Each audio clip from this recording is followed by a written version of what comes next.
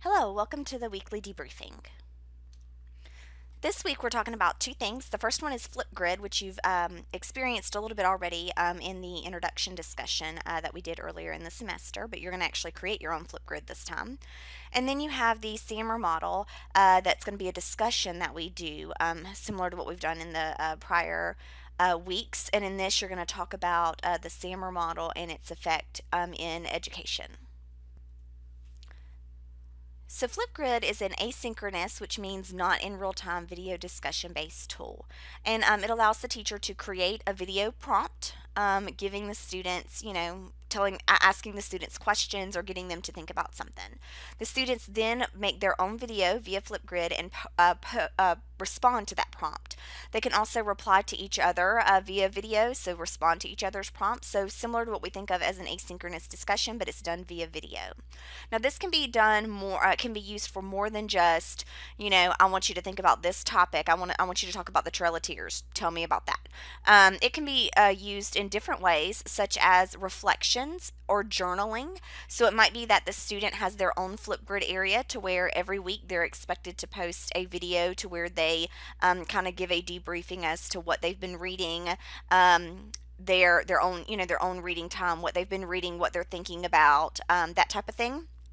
It can be done for beginning writing stages, so it can be where they are talking about a piece of writing that they're going to create, and they're kind of starting to formulate it together. Or maybe if this is older grades, they're beginning to research, and they're talking about their research. Every week they post a video about this is what I've been researching, and this is what I'm finding out, and this is what I'm going to be writing about.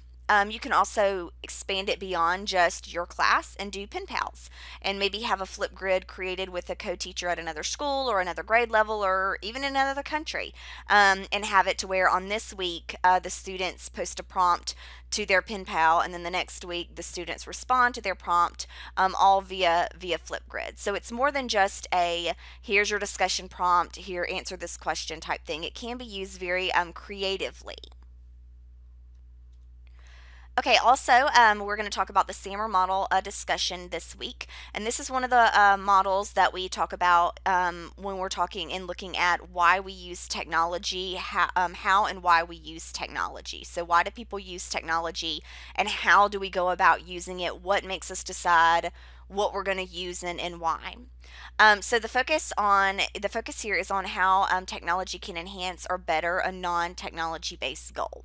So it's answering the question, are we using technology just for the sake of using technology, or are we actually doing something with it that we otherwise wouldn't be able to do? Is technology somehow enhancing our ability to do something that would not otherwise be possible with technology? Or are we just saying, you know what, instead of writing it on a piece of paper, we're going to type it on a computer, but it's the same exact result? And so there's different levels of the SAMR model where you're looking at, are we just straight substituting? Are we actually reinventing the way that we're able to do something? So that's what you're going to talk about in the SAMR model discussion. So if we look into our Google Classroom and we look at the Flipgrid and SAMR model module, notice that we have the Flipgrid topic area, and what you have a link to is a video of how to use Flipgrid. Now this is going to show you how to make a Flipgrid, not just post a one like you did earlier, so you want to make sure to watch that, as well as the link to actually getting to Flipgrid. And then here is the grading sheet of what you're going to be expected to do. So you're going to create your own Flipgrid account, and then you're going to create a prompt. So you can choose what prompt you want it to be. Make sure it's a good one, and it can align to any standard that you choose. So pre-K through 5th grade. It can be any subject area. Just make sure that you pick a standard that it goes that it would go with. And then you want to post the introduction video explaining what you want them to talk about. Get the code for your Flipgrid and share it with 2 people, and that might be your classmates, your friends, your family, however. And then you want to have them actually post to that Flipgrid. So if you have kids at home or you have brothers or sisters, you might ask them to go into your Flipgrid course and actually respond to the video that you created, so you guys can practice having your Flipgrid discussion. Then, as the teacher, you want to log back into Flipgrid and watch the videos that were created, as well as give them some feedback. And it's going to email it to them when you select the email option. I'm not grading you on this piece, but I do want you to at least try it so you can see what it's like to go in there and give them feedback. All right, so your grade's going to be based upon whether or not you've created an account and you have a video in your Flipgrid topic, and that prompt has a video in it, and that people have responded to your Flipgrid. All right, and then you're going to submit that into Flipgrid by choosing share and then copy the URL. So it'll look something like this. You'll get that link and copy it in, and then you'll just paste it in. If you want to see other people's and respond to other people's, you can do see classmates' answers like you have in the question area of Google Classroom. You're welcome to do that and respond to other people if you want to, but as long as you have some people respond to yours, that's fine. I just want you to practice what that would look like. All right, so that's what you're going to do for your Flipgrid. For the SAMR model discussion, it's similar to what we did earlier in the class where you read some instructions and you respond to the prompt.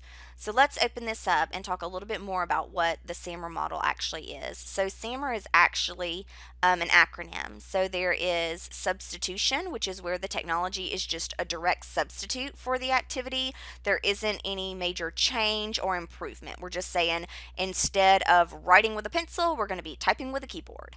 Then you have augmentation, to where the technology is a substitute, but there is some functional improvement. Just a little bit of this enhances it just a little bit. Then you have modification, where there is a significant task redesign. And then you have redefinition, to where we are now doing something we would have never been able to do without technology. Okay, so here are some examples of the different ones. So here's the task like note taking. This is how note taking could be done via substitution, via augmentation, via modification, via redefinition. Same thing with research, presentation, file sharing, etc. So for example, let's look at reading. That's an easy one. Okay, so reading, we do it with a book, right?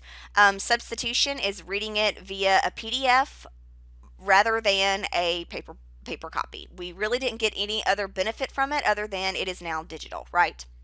Now, augmentation is sometimes it will have built-in, PDFs will have the built-in ability to search within the document. So that gives me an added benefit that I didn't have before. If I'm just reading a paper version, I can't search within it like that. But having that augmentation makes it a little bit easier. And then modification would be I'm able to annotate on top of those documents and add in my own notes there. So that was something that I wasn't able to do before with just a pencil or a pencil paper or a copy of the book itself. So I'm able to do a little bit more now. It's a modification. Then you have a complete redefinition of now it's an interactive iBook, to where I can create the content, I can move the content around, I can take notes on the content, all of these things, complete redefinition of the process of reading a book that I didn't have when I just had a paper copy of it. So you can see where substitution, augmentation, modification, and redefinition are all the different levels. When you're wanting to use technology in the classroom, you're wanting to use more or less these upper levels, because that's the point of using technology, right? Is to make your life easier or to make learning better. If you're just going to always use a substitution, what's the point, right? And if you look back to our Little Tech on the Prairie discussion, that's when technology always hits these levels is when teachers just kind of get dismayed with it, right? Why are we doing this? Why are we making this harder than it needs to be? We're doing the exact same thing we did without technology. So, we're really just substituting. So that's in the case where you need to make sure that you're hitting these upper levels and you're actually doing something more than just replacing the technology. So I have a couple of other graphics that'll help you out to help you understand, but here's another one to where we look at substitution. For example, a word processor just used as a typewriter, augmentation, a word processor with spell check, cut and paste, modification, it has integrated emails and spreadsheets, and then redefinition, it now has movies, hot links, software, apps all built into it. So we went from just basically replacing it to being totally redefining it. All right. So for your discussion, what you're going to do is you're going to think about a standard. You're going to pick a standard, any grade level, any subject, and you're going to come up with activities using technology using the SAMR model. So you're going to give the standard. You're going to list a substitution, and you're going to explain the activity that you would do with substitution and how it would involve technology. And then you're going to come up with one for augmentation, how that activity would augment the standard, but also take it a little bit further with technology, and then modification, and then redefinition. So you'll be using 4 different technology tools: one for substitution, one for augmentation, one for modification, and one for redefinition, and explain how that technology tool or activity is reconceptualizing what the standard initially said. Okay? And then you want to respond to 2 others and come up with another activity for one of the SAMR levels. All right? And then I'm just grading you whether or not you posted and responded appropriately. So that's what you're going to be doing as you investigate the SAMR model.